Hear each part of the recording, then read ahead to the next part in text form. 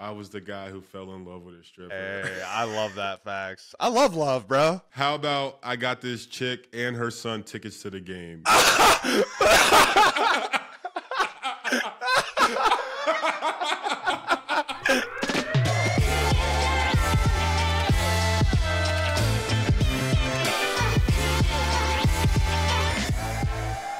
What's good, everybody? It is your boy, Dr. Fax. Played 4 years in the NFL, and I went to college at the University of Virginia. Wahoo wah.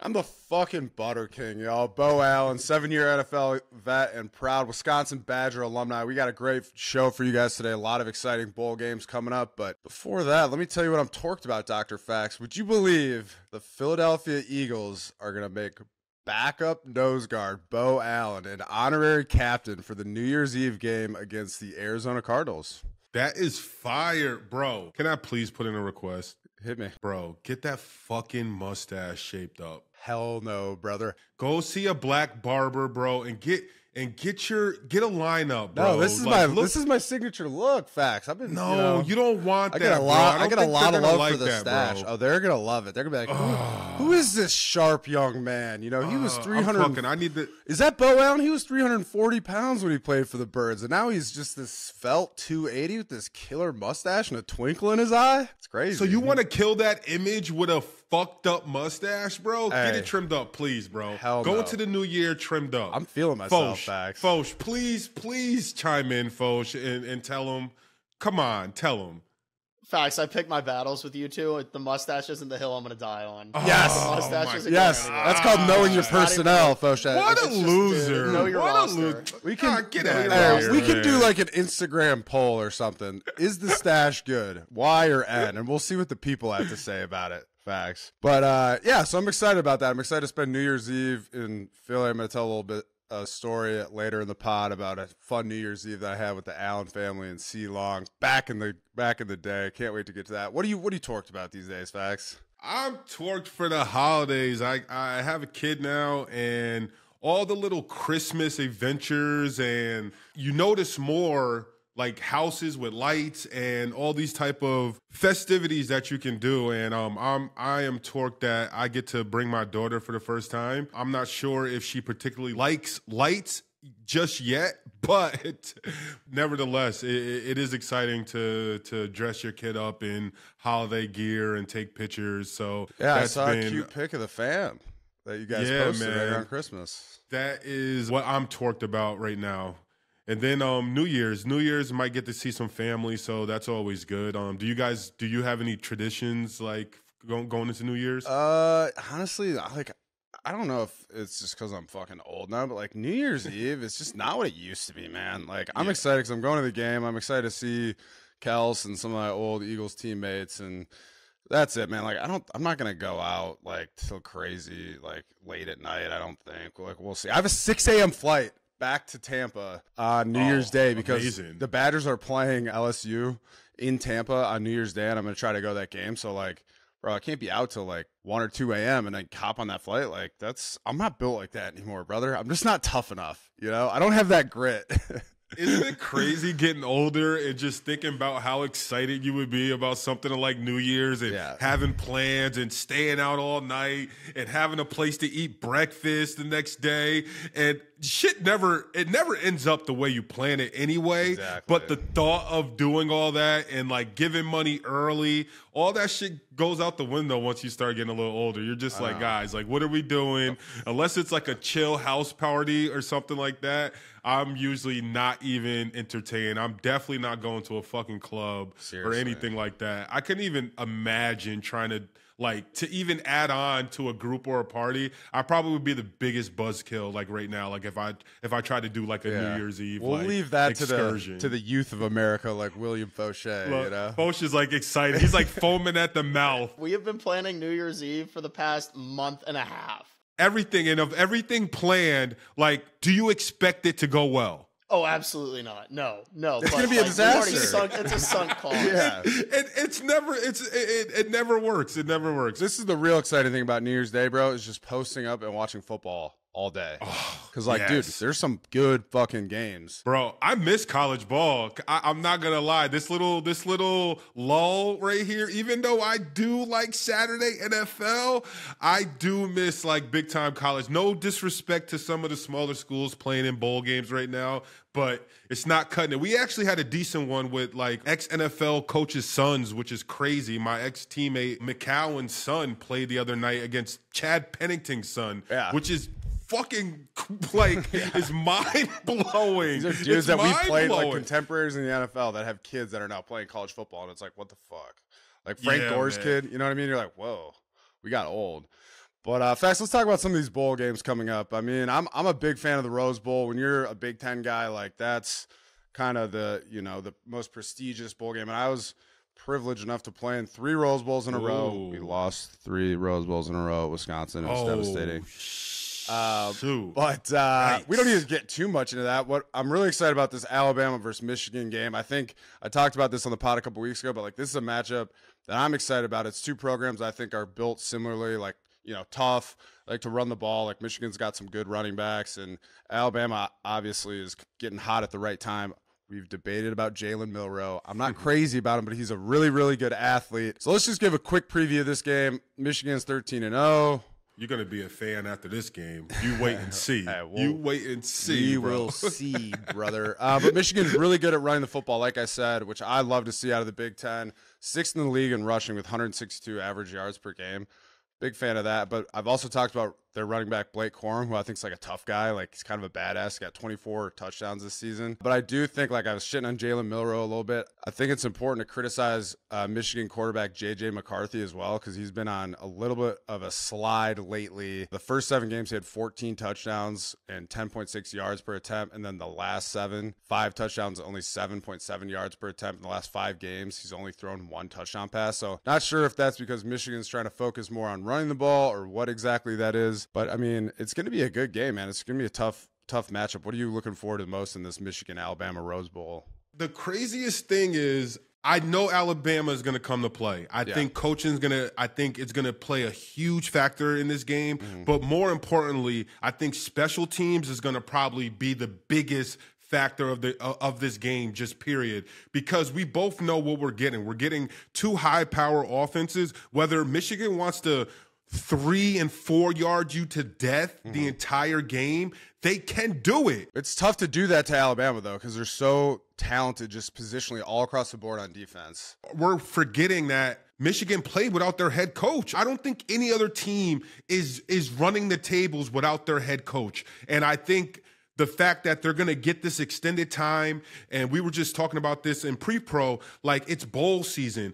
Yeah. Hopefully, maybe I think these teams, they don't need trick plays, but they can definitely use them, and this is the time we're going to get to see things like that happen. So it's a toss-up, but I honestly feel like Michigan is the better team, and if they want to go and assert themselves and be dominant and run the ball, I think they'll do that, but I think we'll see a lot of, hey, we're going to throw the ball 40 yards down the field. I think we're definitely going to see that, and mainly because Harbaugh is going to be coaching. And when you have a backup coach, I think when you know what you have with their run game, that's what he stuck to. And he was like, hey, exactly. You know what I'm saying? Hey, the last thing I want to do is come in here and try to be flashy when I know we can win like this. And that's what they did. And it's going to be interesting to see what Alabama has to counter that. Yeah, and it's cool. Like I said, Michigan, Alabama, it feels to me like it's going to be a physical, tough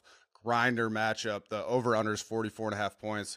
We'll see about that, but it's very different than the Texas-Washington matchup in the Sugar Bowl, especially because Texas is coming off a very high-powered win in the Big 12 championship. So they put up 49 points in that Big 12 title game. I have a prediction for this. What do you got? We will see the Manning boy, and you know why? Because I think Texas will get blown the fuck out. That's just me personally. I think my guy not winning the Heisman, he is coming out there, and he is going to play. Penix wants to show everyone, hey, y'all were high on me, and y'all penalized me for whatever reason, but I'm still one of the only undefeated quarterbacks, and I'm going to show you guys why that is. And I'm just iffy about Texas. Like I'm just iffy about Texas this year. Well, they did beat Alabama earlier in the season. I think that was in like September, maybe the second or third week of college football. But hey, facts. Let's not forget Washington has the Home Depot Coach of the Year in Kalen DeBoer. He's got that Home Depot Coach of the Year title, so he's going to come out guns a-blazing. But I mean, we all know Penix is a really good quarterback.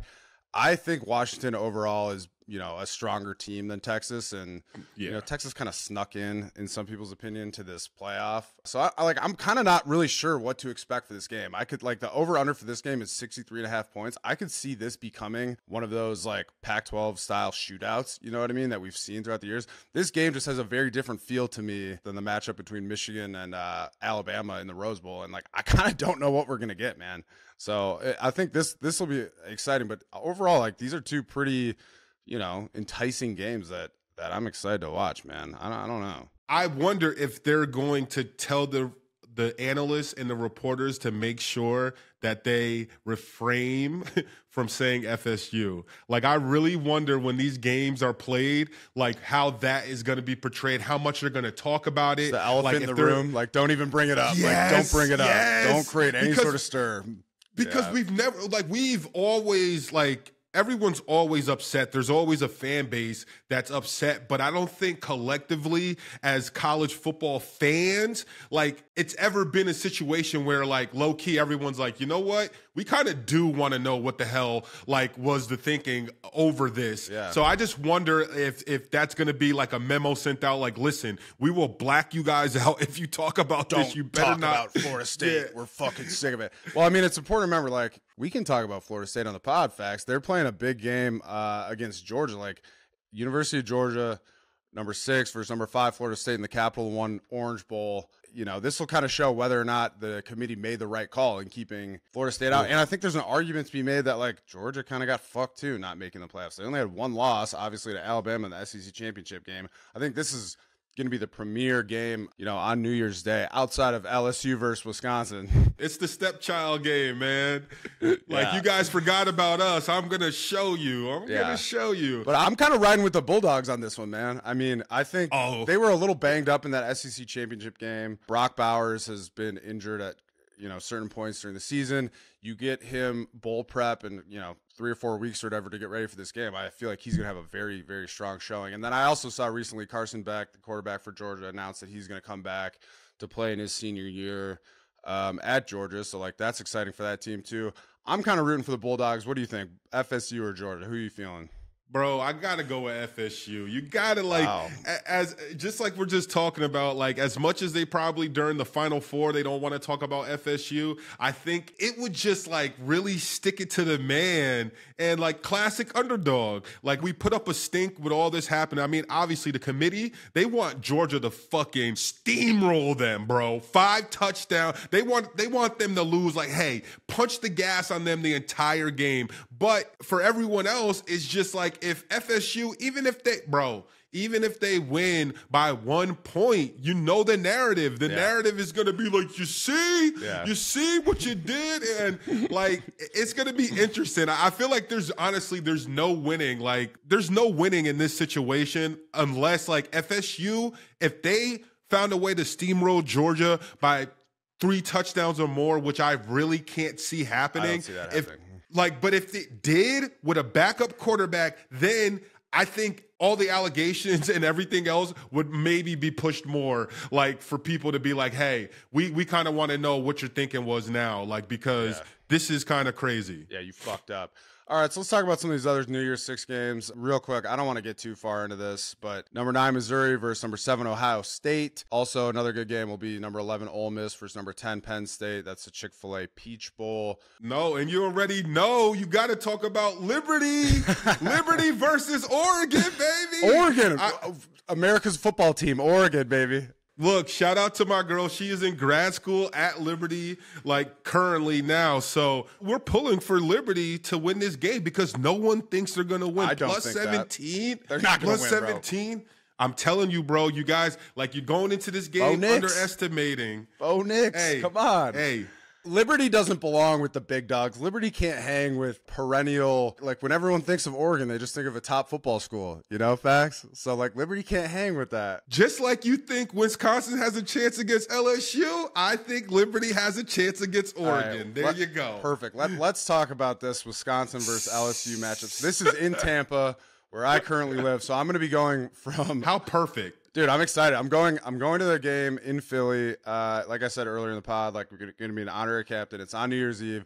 Get on a 6 a.m. flight, headed back down to Tampa to try to catch this noon kickoff. It's going to be a little bit of a grind for you, boy.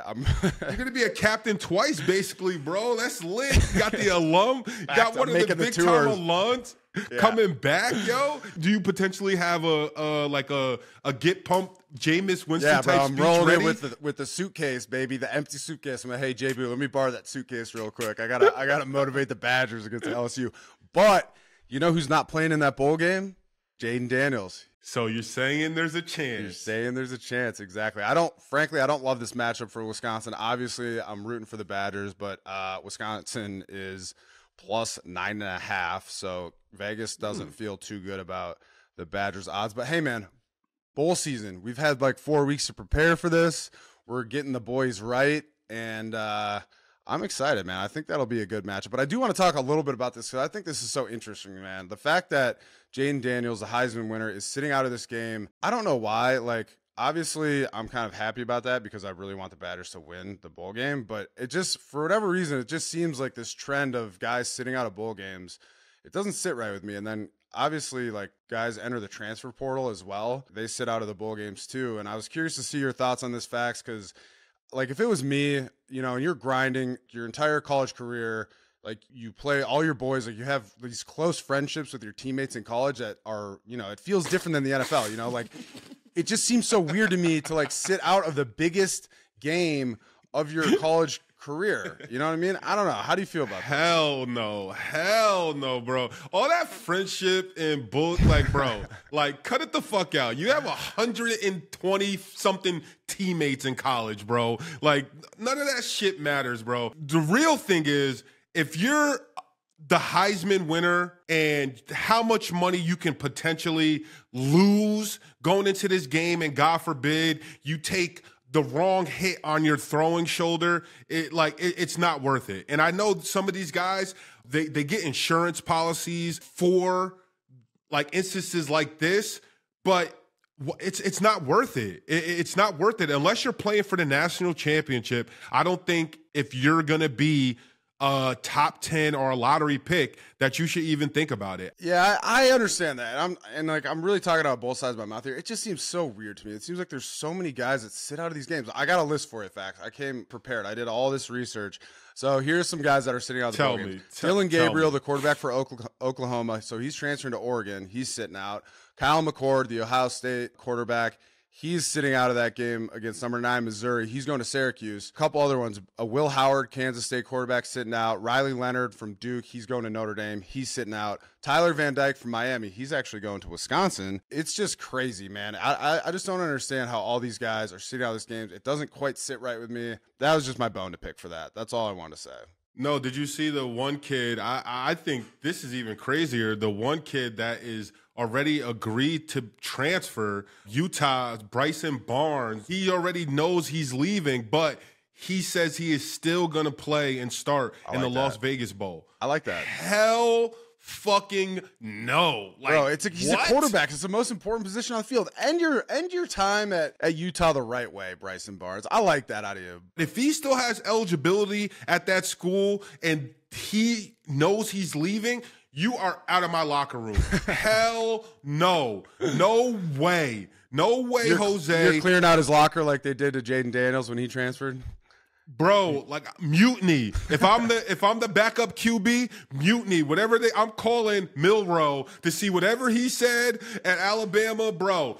Give me the tips because no way. Let me read this quote from Barnes. I like this. I definitely want to finish it out with my guys. These are the dudes I've been with since day one, and just because of my decision to leave, I'm not going to leave them hanging for a bowl game. I'm going to finish it out with them. Good for you, Bryson Barnes. I like that. Get him out of here. Get him the fuck out of here. Hell no. Okay, facts. Hell no. Let's shift gears a little bit here. I want to talk to you about why, Like I mentioned earlier, when I was at Wisconsin, we went to the Rose Bowl back to back to back. It was awesome. And like bowl season is so fun as a college kid because like you kind of finish up your finals and stuff like that like earlier in December, and then basically all you have is like bowl season prep, and the schedules it's different. Like you don't have to go to class, you know what I mean, the same way you do, so you have some more time to like go out with the guys, but also you get bowl gifts, dude. And the bowl gifts are like so sick. So we were looking at some of these bowl gifts for like the Fiesta Bowl and stuff like that. Like 2022, the PlayStation Bowl, all the guys got PS5s. And I remember, dude, when we went to the Rose Bowl, one year, like they have this gift suite. And it's like this whole thing, like you enter the suite, you get to pick it out. Like all the guys are hyped. You get all this swaggy gear. Like I got sick Oakleys. Yeah. I got sick Oakley backpacks. I still use those backpacks to this day. Like we got these sweet hoodies. But one year we got like a $550 gift card to Best Buy, and they shut it down. And we like went in there. I think this was actually for the Outback Bowl. And that's where I got my Xbox One.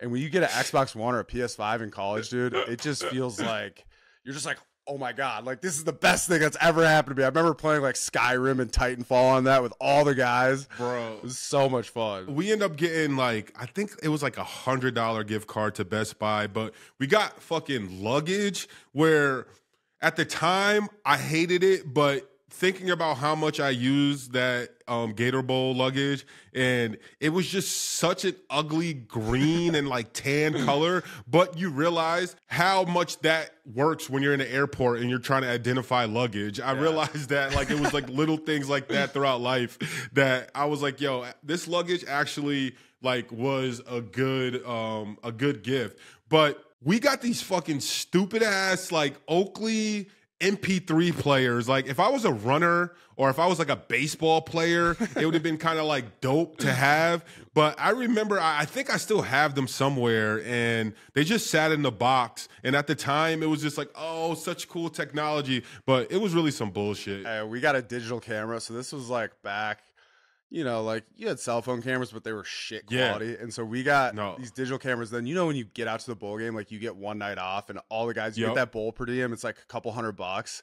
And you know, all these motherfuckers are going to the strip club. Yeah, exactly. Strip club. There's always the freshmen, the young guys who like go to the strip club and fall in love. And all their bowl per diem is gone. So I have this camera, like this shitty like digital camera that we got. And I remember sneaking it into the strip club and like taking photos with the camera. Like, you can't take pictures of the strippers, you know what I mean? But I was like sneaking them, and I thought it was so cool. I would die. I have a confession to find those photos, bro. I have a confession, Beau. What's that? I was the guy who fell in love with a stripper. Hey, I love that facts. I love, bro. How about I got this chick and her son tickets to the game?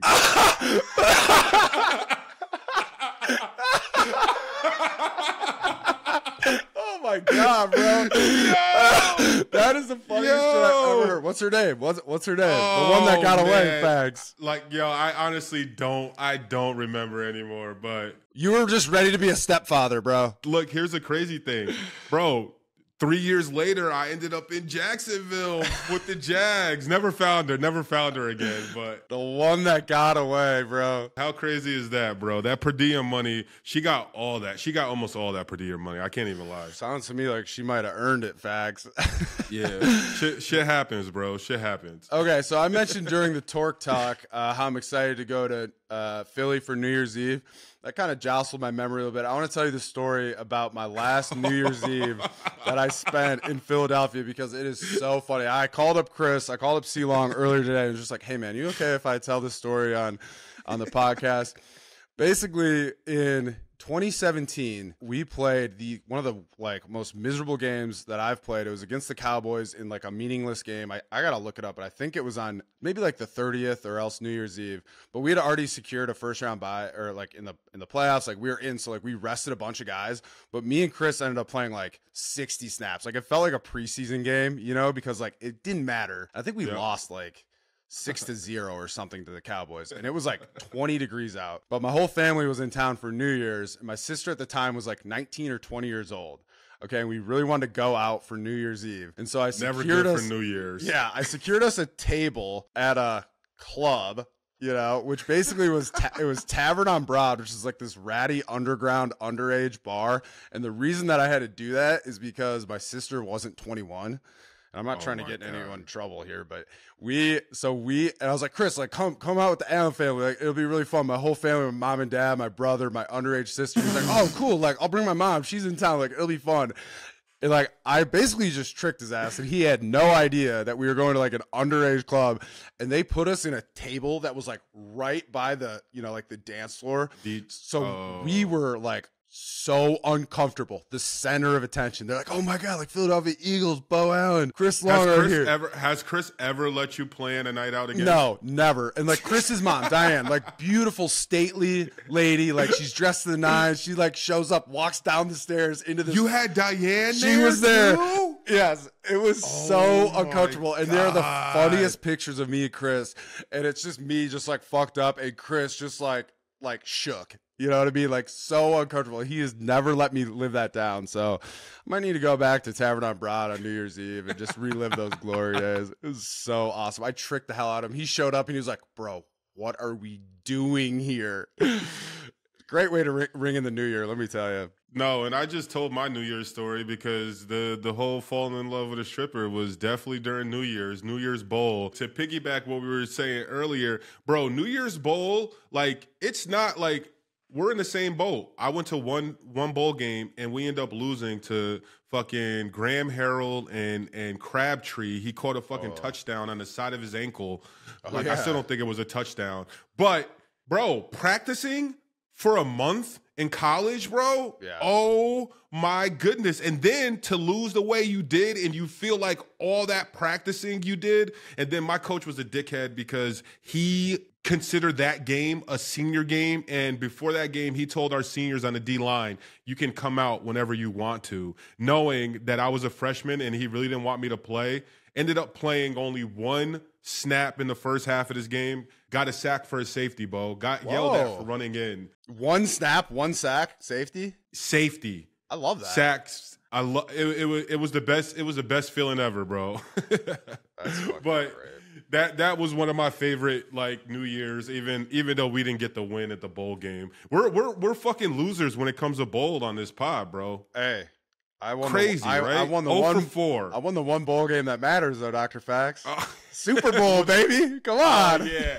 No, that is facts. I am not trying to take that away from you. That's the only one, but 3 Rose Bowl losses in a row is tough. Speaking of, my mom sent me this VHS that I have a company that I'm going to get it digitalized. Bro, I won a Super Bowl when I was in Pee Wee League, bro, and I'm going to get the digital. And I think I'm playing center on offense. Yo, so pending is Super going to get Bowl some winner clips. too. Okay, I got a fun topic I want to discuss. Like, I've been trying to, this is actually prompted by our young boy, William Fauché, which I'm excited about. But, holiday season, like a little hungover after going out, maybe on New Year's Day, like before all the football games start up. We were debating this. What are some of your favorite hungover films to watch? So, I don't know if you guys are going to like this or not, but I'm not so much a movie watcher.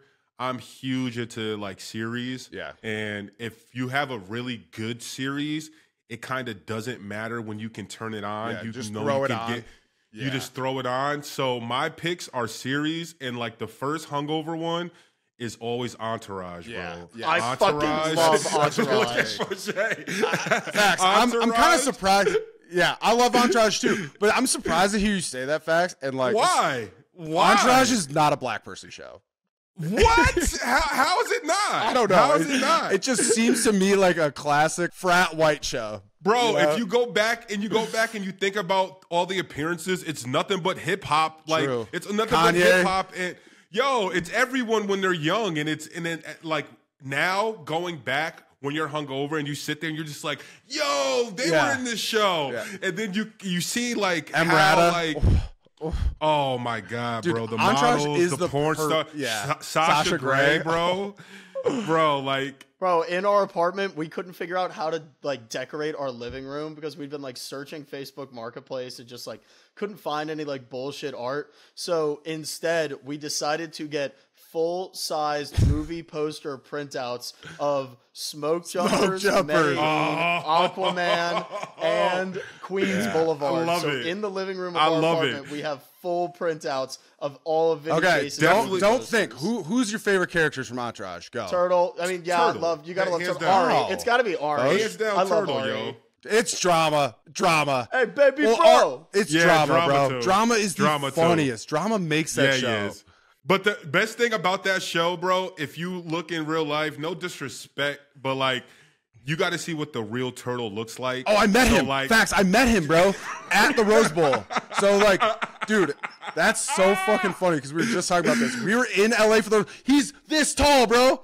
He's so short. He would bag the best chicks, bro. And regardless if you're piggybacking off your superstar friend, you still have to close the deal. And he always stayed with a good, like a bad chick, yo. So I respected that. And that is like, that's a series you can throw on any episode, any season, and you'd be like, yo, this is a good watch. Yeah. Okay, so I got actually in an argument with my sister because I like whenever I go back to Minnesota, I stay with my sister, and she's 25. Like, her tastes in movies are a little different than mine. And we were trying to all like debate like a hungover movie to watch. And she's like, no, Crazy Rich Asians. We have to watch Crazy Rich Asians. It's the best hungover movie. And I'm like, what the fuck are you talking about? Like, this movie sucks. Like, blah, blah, blah.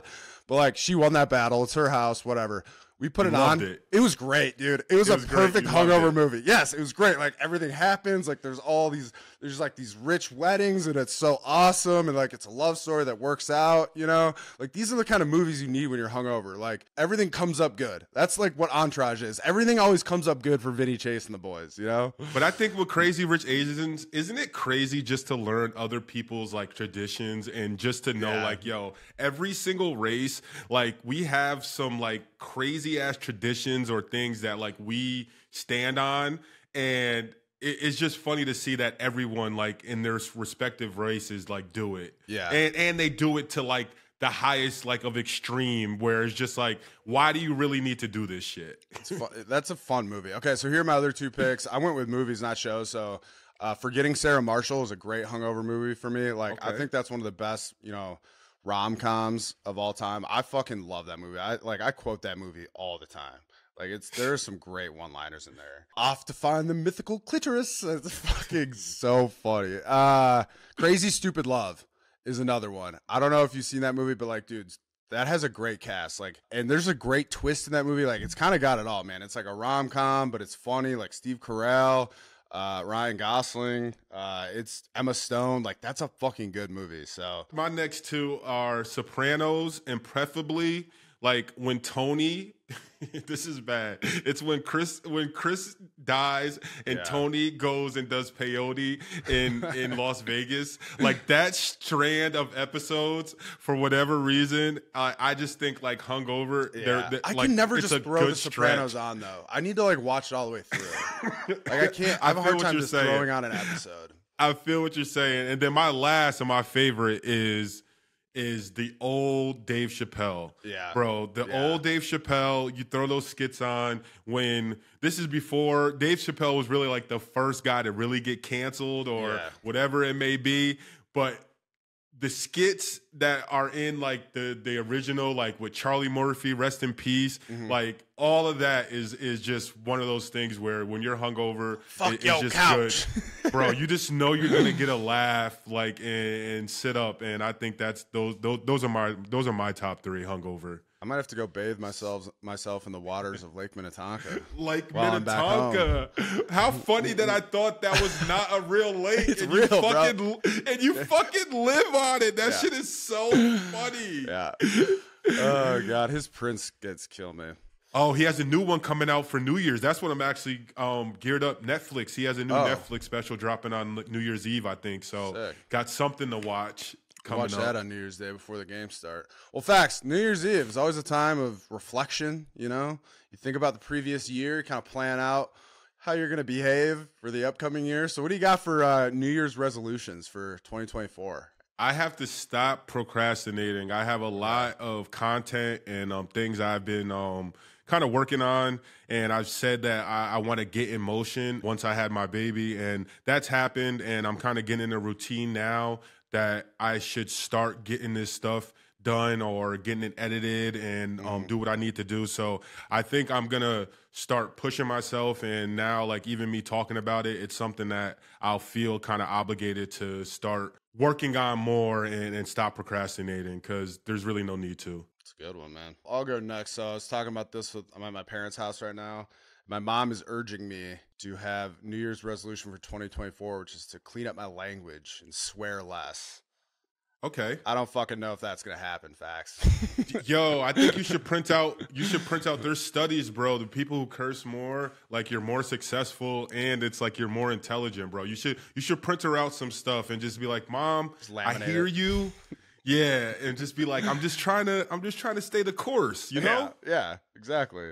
So, I mean, I'm going to try on that one. I'm not going to try that hard. Or maybe we need to make Fauché's life harder and just get a beep. Yeah. He'll have to listen to every time you curse. I don't think we'd have a podcast at that point. It would just be a constant tone. Yeah. But my actual New Year's resolution, bro, I need to stop eating so much candy, like for real. Oh, you and me both. It's getting bad, bro. So we got that. Foch, what do you got for us? New Year's resolutions. Honestly, man, I'm feeling pretty good going into 24. I'm feeling pretty good. Okay. All right. Our 23-year-old producer, Fauché's got it all figured out, guys. He's got the keys to success. I got a couple more years until I got What a little shit you are, Fauché. Yeah. Holy smokes. What an answer, yo. Well, guys, I hope everyone had a great holiday season. Great pod. Looking forward to a lot of good bowl games. Excited to watch the Birds on New Year's Eve. If you don't mind, I'll take at the end of the day, if you're a freshman or sophomore in college on your first bowl trip, don't fall in love with the strippers. Don't do it. Don't do it.